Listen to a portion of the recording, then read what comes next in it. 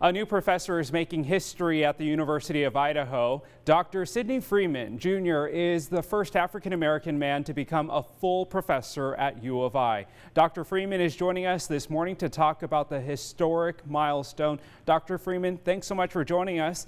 I want to jump right in. First of all, tell us what full professor means, and congratulations, by the way. Thank you so much. I'm so glad to be here. Being a full professor means that you have gone through all of the ranks of being a professor. So initially, when you complete your degree and your doctoral degree and work in a university, you become an assistant professor, then you become an associate professor, and then you become a full professor. And that generally takes 12 years. I was able to complete that within 5 years and 7 months. That is incredible. Yeah, I like how you know it down to the month. You're like, it was 5 and 7 months, Tim. Dr. Freeman, I want to just ask you, tell us what it means to be the first African American at U of I to become a full professor, though, because that's also something to be celebrated. Yes, so I always want to make a delineation. I want to be clear that I am the first African American man. Shakira Sanders, Professor Shakira Sanders of the law school, was the first black woman to earn the rank of full professor. So I want to acknowledge that. We also had another gentleman that is of African descent from Ethiopia, who earned the rank of full professor prior to me earning it. But I am the first African-American man, I like to say, a descendant of American slaves that earned the rank of full professor. And I think it's extremely important because representation matters. It matters to both black students and students of color, but also to white students to know that excellence and black excellence in particular can look like someone that looks like me. You are paving the way for sure. When you were growing up, did you know you wanted to be a teacher?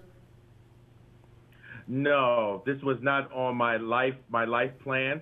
But as I was matriculating through undergraduate at my alma mater, Oakwood University in Huntsville, Alabama, I was a student activist, and I started a group called the Progressive Black Caucus. And during that time, I learned that I wanted to work in the higher education setting, and so went on to pursue my master's and doctorate at Auburn University, and which opened doors for me to kind of imagine myself being a professor and an administrator. Dr. Freeman, you teach leadership at U of I right now. What would you say to your students, or maybe anyone watching, young men or young women who are watching? What advice would you give to them about achieving their goals? I would say stay focused, stay laser focused, but listen to mentors. There are those that can give you tips along the way that helps you not have to trip over yourself in different ways. So I think it's important to listen to your mentors, but also take risk.